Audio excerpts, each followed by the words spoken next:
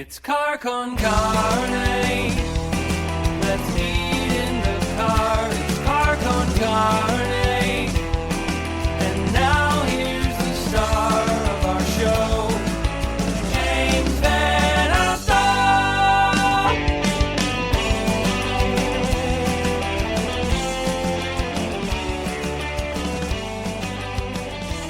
This is Car Con Carne, a Q101 podcast. I'm James Van Alstyne. Car Con Carne brought to you by Easy Automation. The website is on the screen. The phone number for you to call, you can call my guy Dan. Also on the screen, it's also in the copy that goes along with this episode, easy-automation.net. Find out just how easy it is to turn your home into a smart home. So I'm in the concession area of the McHenry Outdoor Theater, 1510 North Chapel Hill Road in McHenry, a must-go-to destination in the Midwest. I love this place. And so sitting to my left, if you're watching on video, it's also true if you're listening, but sitting on my left is Scott Dehn. He is the owner of McHenry Outdoor Theater. To my immediate right, he is Kevin Lockhart. He is the writer and creator and owner of High on the Hog, which will be showing here at the drive-in. We'll talk about that. And then to our far right, my far right, it is Ben Lewandowski, editor of High on the Hog. Nice to see you guys here in the afternoon before this place gets bananas. Yeah, this is exciting. It is exciting, and I'll tell you, Scott, pulling in here, there is something. I am still a kid when I pull into the drive-in parking lot. There's something really exciting and thrilling to me about that experience. It is, I've been here 24 years, and still every day that I come in here, I still get flooded with the memories of when I used to be here as a child. You see the kids playing catch with their dad and their grandpa.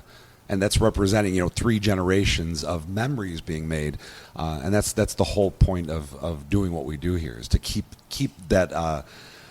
those memories, facilitate those memories, keep them going for future generations to have the memories that we had, and keep that going.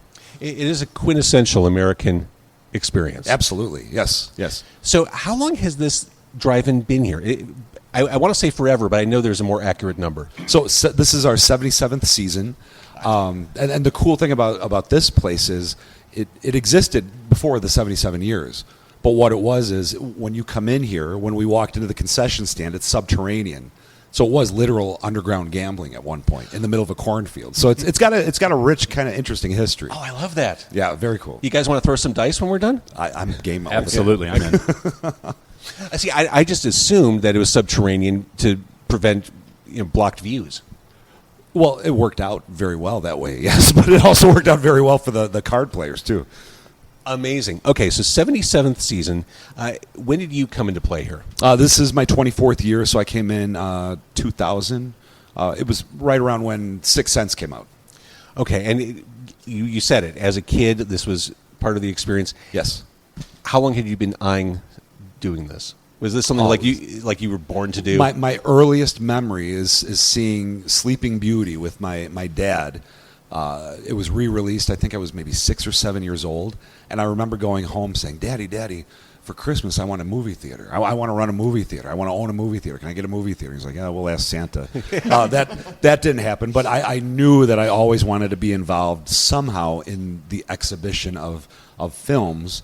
For people like me, people who just love the experience beyond just the movie, the memories, the experience, the smells, the sights, everything. There's something about the communal experience of sharing that moment of watching a movie on screen, and as you walk out of the movie, you hear everybody talking about the same thing that you just saw. You don't get that anywhere else. Well, and you said it, that shared experience. Right. It's something we've lost sight of across the board in the internet era, but especially here, that's so important. Absolutely, and I think it's even more important now with you can stream anything at home. You can, and when you're at home, you're with your family, your friends, maybe a few. But here, this is a giant family. You feel like a part of something real when you're here. It's funny. That's a word I keep coming back to on this podcast is community. Whether I'm talking to musicians, craft breweries, talking about movies. You build community. Absolutely. Yes. You find your tribe, so to speak. Right. This is a big, happy family. Yeah. So I think one of the only positives of the pandemic was people realized, oh, shit, drive-ins are important. Right. Yes. Yeah. The pandemic definitely definitely spurred. I mean, there were pluses and minuses with the pandemic, obviously, but from the movie industry point of view, there were no films being made at that time, which affected product production in the years ahead. But also, I couldn't show new movies because they shut that down too. Right. Indoor theaters were closed. So, you had to be creative. So we were doing concerts. We were showing Jaws. We were showing Raiders of the Lost Ark. And that alone, I think everybody owns those movies at home, or you could stream them. But the fact that you could come here and share in that experience that you couldn't have anywhere else during that year of 2020 was an important one. I think opened people's eyes to what you could experience here. Well, thinking about Jaws and the movies we all own, I mean, to me that seems like a competitive advantage for an independently run theater, being able to show stuff that the big chains won't show. Correct. Yes. Create those experiences that they simply don't see the financial reward in creating. Right. There's a lot more freedom, especially not just being an outdoor, but I think being independent. There's a lot more freedom. It's you come up with ideas like we have with Kevin and Ben here. We're free to throw things against the wall, see what sticks, and go with it. Run with it. So that's a fun aspect of this job. Is the job fun? Because I walk into this concession stand, I'm like, this just kicks ass. You've got it decorated for Halloween. Sitting behind us, if you're watching on video, and if you're not watching on video, you should. Sitting behind us is this projector that is decades old. Yes. I mean, this is a museum piece. And just looking at this, kind of like pulling into the parking lot, you feel the history. You feel connected to a different era. Yeah, it's a time machine. You buy your ticket, you pull in, and it's like you're stepping back into the 1950s. The challenge here is there's a fine line between being old and being nostalgic. Yeah, we want to be nostalgic. We don't necessarily want to be old. So that's the challenge. But no, it's a fun. It is a fun. I don't even like calling it a job. I tell my wife I work very hard to not have to work for a living. I get that. It's a blast. So when does the season end? We will end the week before Christmas. Good, because I think there's still that interest, and Midwest isn't insufferable. No, well. It's getting there. It's heading in that direction. There's so many directions you can go with the insufferable. Yes, it's even there's crowds for everything. The horror movies, if it rains, they show up. They're the diehards. I show Inside Out 2. It rains. No, that's a washout weekend. But there's crowd for everybody. All right, let's talk about horror, because these two gentlemen who are here to talk about High on the Hog, part of a Halloween triple feature. This is cool. So this is a triple feature with High on the Hog, Halloweed, and we're going to announce it's Halloween 3 will be our third movie of the evening. Which movie? Halloween 3. Like the classic Halloween 3, John Carpenter. That is correct. One More Day to Halloween, Halloween. Yeah. Yes. Silver Shamrock. I was just listening to the soundtrack of that the other day, and no joke, I really didn't know this was the third movie that was a part of the screening. It took me until listening to the soundtrack this week to realize that Halloween 3 is mentioned in the movie. The masks are referred to as the Halloween 3. I've been watching that movie since I was a kid, and I just made that connection. It's a fun movie. It's not like the other Halloween movies, for sure. It has one of the most amazingly, wonderfully dark endings in horror movie history. It does. And I love it. And that score, which I was listening to, I love that Carpenter synthy, creepy stuff. Yeah, Ben's our big sound guy and music guy. He knows all of these things. But yeah, Carpenter is just amazing. It seems like with most everything he does. So absolutely. All right, so this is happening on Halloween. What I love a lot about this, you have independent local filmmakers showcasing on what could be a bananas busy night for the drive-in. You, as the owner, have taken the risk and opportunity to showcase them as opposed to what could be a predictable night of movies. I think it goes back to the freedom to do what it is that we want. Kevin and I came together along with Ben, and we said, listen, this is crazy, but if we do this right, we know there's an audience for this. Yes. So why not give it a shot? And the response has been incredible. So it's a very exciting project that we have, and one that we hope to expand on with our the advent of Cult Classics After Dark, which is going to be another branch here of Golden Age cinemas. And it's going to feature everything that we're talking about. The cult classics, the local independent filmmakers, things that are not as mainstream, but things that people definitely gravitate towards. I love it. And there's a hole a mile wide for you to fill. Yes, right.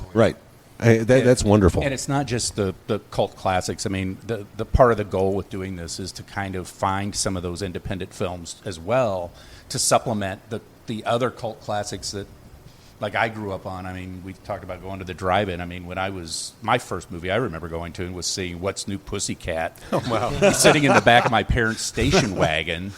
So, all right, let's talk about the movie in particular. Okay. High on the Hog, available on Blu-ray. Pack it tight. High on the Hog, this is a grindhouse movie. It is a grindhouse movie. Now, a grindhouse movie means low-budget, splatter, horror. Pretty much. It has horror aspects to it. It is certainly grindhouse in the way that it was edited. It's a long story on how the movie was made, but the bottom line is when I brought in Ben, it was the best thing I could have done because he took my vision that I had originally and made it a reality. That's a whole separate podcast. Yeah, we could spend hours on that one. So, to define it, this exploitation film features some of the most controversial topics of our time: marijuana, dirty cops, serial killers, all with the fun addition of sex and rock and roll. Absolutely. I'm hooked. I'm sold. There's the elevator pitch. The LA Times review on the back of the Blu-ray you is... have to read that. Yeah, that's perfect. If you haven't read it before, you got to read it. Unlike the more timid modern genre films, this one's true to its sleazy roots. It's violent, it's laced with drug humor, and it's so committed to gratuitous nudity that even the closing credits include topless dancers. Noel Murray, Los Angeles Times. So when we had this You original... committed to gratuitous nudity. We did. We have, on the side of the screen during the credits, we have some of our actresses dancing for us. So, yes. Yeah, I remember thinking about going to the drive-in as a kid. I remember as a kid driving with my parents through the Loop area of Chicago, like Randolph, State Street. I remember seeing all the movie theaters and thinking there was something exciting, maybe dangerous, maybe that was all grindhouse cinema back in the day. Absolutely. And if you were like me, you drove past the drive-ins and you craned your neck every time you could just 100%. To see, is there a chance I can see something I'm not supposed to see? Yeah. So this movie, filmed around here? Was actually filmed out near Galena, Elizabeth, Illinois. A guy named Bob Farster has a farm out there who's a good friend of ours. Bob allowed us to film on his property forever. Well, it seemed like forever. It was 3 weeks, 24 days. And this was, 4 years ago you worked on it? It started actually over 10 years ago. Oh, wow. We reshot 6 years ago, and it came out. It was released in 2019. So this is the long-term labor of love right here. This is the long-term. In fact, we had Sid Haig was alive for all of 6 months after we had our great premiere out in L.A. and Sid passed 6 months later. So. Sid Haig, Captain Spaulding. Yeah, he's a great guy. Big Daddy. He was a great guy. Big Daddy in this movie. I don't even know if he was a good actor. I just know that every scene he was in every movie and TV show, he just oozed charisma. There was something like unqualifiable about him. He did it in person too. I mean, that was the part about him. I mean, if you went to any of these horror cons with him, and Ben and I spent 7 years at horror cons with him, there was always a line at his table. He had people that always wanted to meet him, and some of them had 10, 15 autographs of his already. They just wanted another one because he's that guy. And he was in the movie. Knowing how long you've been knee-deep in this movie, I mean, do you look at it now and see imperfections? Do you feel like, oh my God, I need to move on, or are you just going to ride this as hard as you can as people continue to come on board? Oh, I think there's a lot of imperfections. I think anytime you do a movie, you're never happy with it. There are certain scenes in this movie I can't watch because it annoys me that much. Is it the nudity? It's not what I want. Yeah, it was not the nudity. But there are certain scenes that I just can't watch. So, yeah, no, I think that's what happens. Ultimately, I want this to be the cult classic. I want this to be the film that 50 years it checks after all I'm the boxes. gone, It checks all the boxes. I want my grandkids to go, yeah, my grandpa made this movie. You guys got to come over and watch this thing. And I think it was important that it was released shortly before Illinois legalized marijuana. Like, your audience had to be totally ready for this. I mean, I would certainly think so. That was the whole idea behind it when we did it. I mean, I grew up. The movie is based.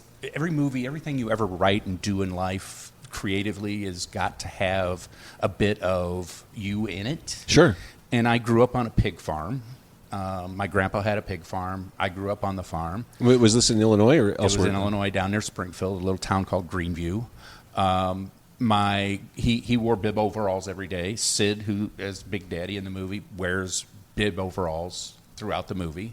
And I knew farmers who struggled to make ends meet, who grew marijuana on the side to kind of make a little extra money. So that's really where this came from. And these days we just call it a side hustle. Yeah, that's true. So High on the Hog, and anything. I mean, I don't know how else to sell it other than what we've already said. It's violent. It's got boobs. It's got pot. It's got Sid Haig. I mean, what was our review from Kansas City? What was the guy introduced it? He goes, "It's got." No, he goes. All right, ladies and gentlemen, here's High on the Hog. It's got weed and titties. You're welcome. And that was it. That was his setup. And that's how we started the film.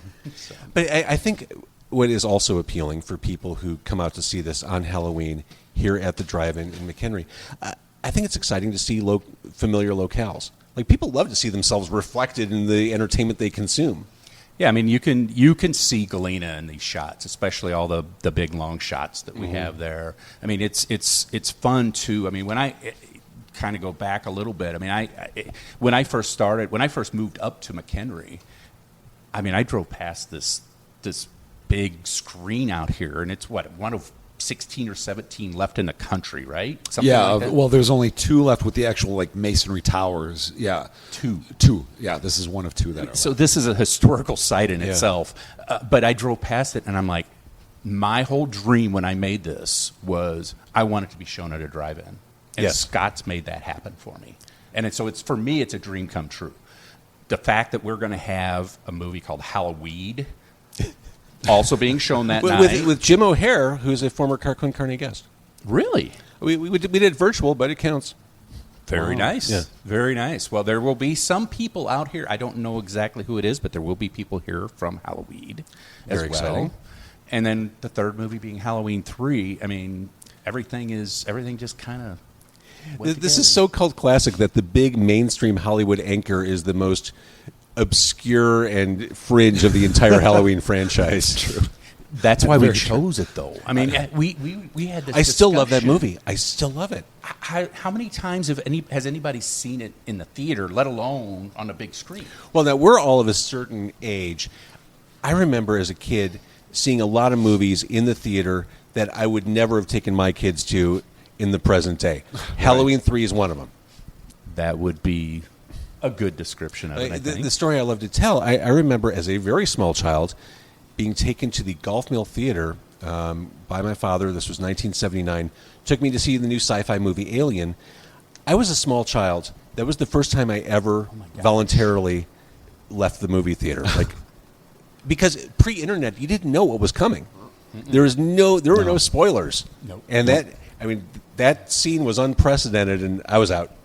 And you know, it's funny. I've seen interviews with people going, "Did you change your mind? You wish you wouldn't have brought your kids to see this?" And they're like, "Yeah, kids got to see it sometime." And it's such an interesting generational statement. Like, I saw all that shit as a kid. Wouldn't dream of doing that for my kids.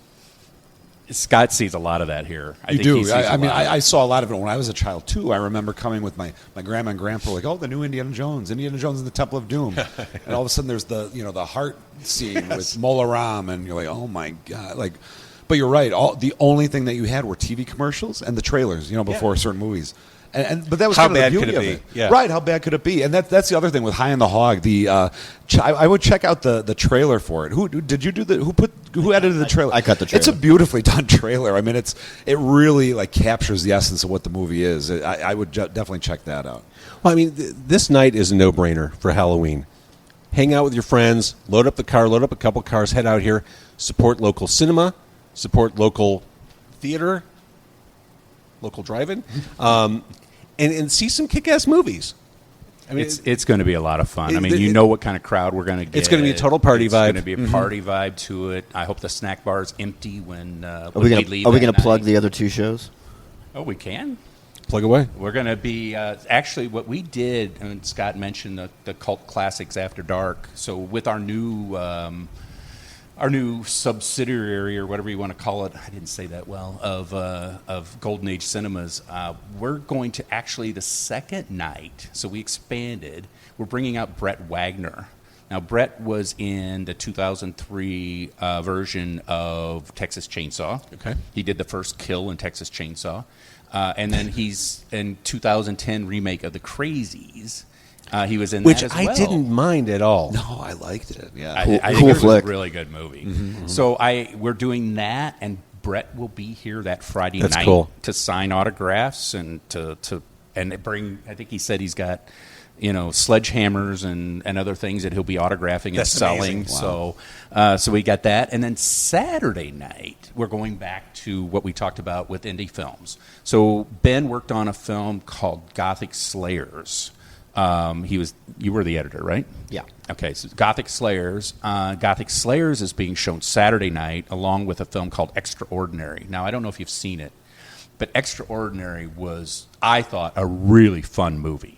I feel like I've seen the title. I don't know if I can place it, though. It was. It's basically about this woman that has these skills of dealing with spirits, and kind of runs into this guy that she likes, whose wife has died, and he's having problems with her leaving the house.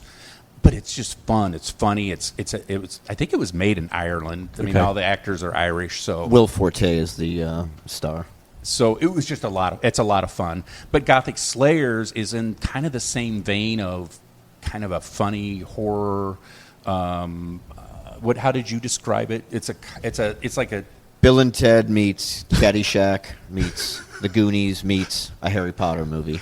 Perfect. there you go. Perfect. So what else do you need to know? I mean, that's Saturday night. So it's like And- every other movie that's ever been made, right? But the good news is with that too is we've got at least the writers, both writers, the director, and the two lead actors from Gothic Slayers. And this is a sneak And the editor. preview. And the editor. And this is a sneak preview. This has not been seen anywhere. It's not going to get released until next spring. So this is a chance for everybody to see something that's not been out there at all. I love that. And again, thinking about this idea that there's a hole a mile wide for you to fill, that connectedness with the creators and the stars. Yeah, there's stuff like that in the city. There's nothing like that out here. Like there's a real opportunity for you to build and grow that community here.